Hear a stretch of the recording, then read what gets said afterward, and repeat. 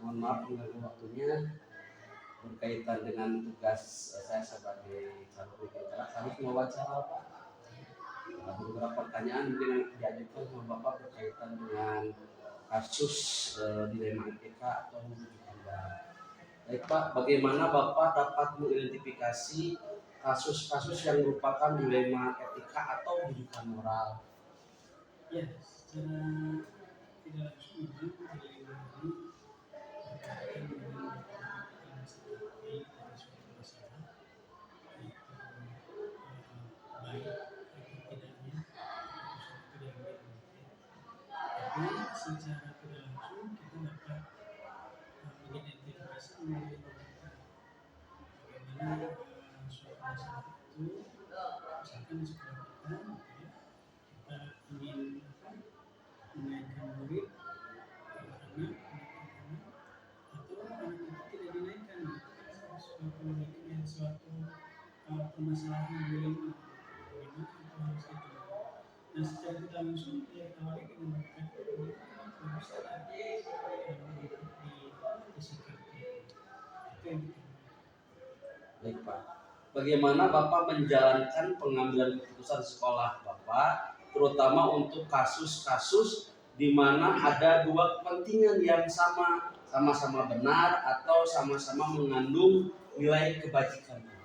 Nah, kalau di sekolah kita yang harus kita utamakan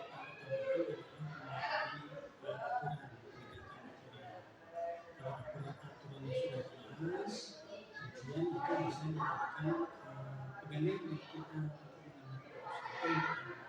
Yang kedua, yang kita tentu adalah mana yang lebih mudaratnya lebih kecil. Kalau istilahnya mudaratnya lebih kecil, otomatis itu yang kemungkinan kita ambil. Jangan sampai ada kepentingan pribadi kita yang di dalamnya bisa merusak organisasi juga. Mungkin langkah-langkah atau prosedur seperti apa yang Bapak lakukan selama ini Pak? Nah, kalau langkah-langkah mungkin dari pertama yang kita lakukan adalah identifikasi masalah. Kemudian mengumpulkan datanya seperti apa. Setelah itu diambil solusi. Itu bisa datanya tim atau misalkan harus dilakukan oleh sekolah langsung. Tetapi satu hal lagi tetap kita melakukan aturan. Hal apa saja yang selama ini Bapak anggap efektif dalam pengambilan keputusan pada kasus-kasus dilema etika? Nah, yang paling efektif tentunya adalah bagaimana pengambilan keputusan itu didasarkan pada aturan yang jelas. Jadi otomatis aturan yang kita terapkan di sekolah kita itu intinya ditegakkan secara lurus, sehingga apapun yang akan kita ambil keputusan tentunya sesuai dengan aturan.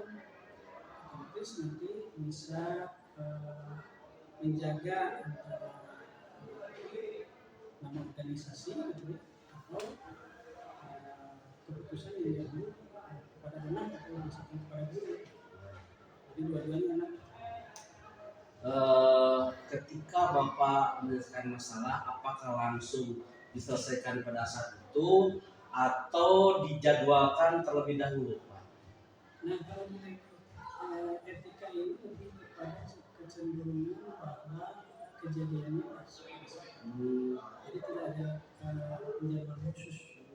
Jadi otomatis kalau misalkan itu berkenaan dengan keputusan harus pada saat itu, tentunya tadi seperti tadi identifikasi masalah.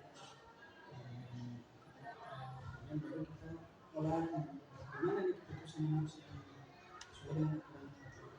Tapi kalau misalkan itu bisa ditunda, itu sebetulnya bisa dilakukan oleh kita. Mungkin ada dekan,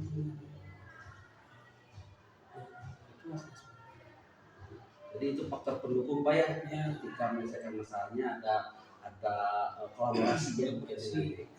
Baik Pak, dalam hal ini sampaikan ya, dalam dari semua hal yang telah disampaikan, pembelajaran apa yang dapat Bapak petik dari pengalaman Bapak ketika mengambil keputusan dilema etika? Ya, intinya dilema etika ini mengacu kepada bahwa bagaimana kita menegakkan agama. Pertama yang harus kita lakukan adalah bagaimana aturan itu dipegang, aturan itu dilaksanakan. Setelah itu baru apapun permasalahan yang ada pasti mengacu ke sana. Jadi otomatis jangan sampai keluar dari aturan. Terus yang kedua adalah tidak adanya intervensi, tidak adanya perbedaan. Baik Pak, terima kasih atas wawancaranya. Begitu banyak yang dapat saya petik dari tentang pengambilan keputusan di skala Bapak. Terima kasih Pak. Assalamualaikum.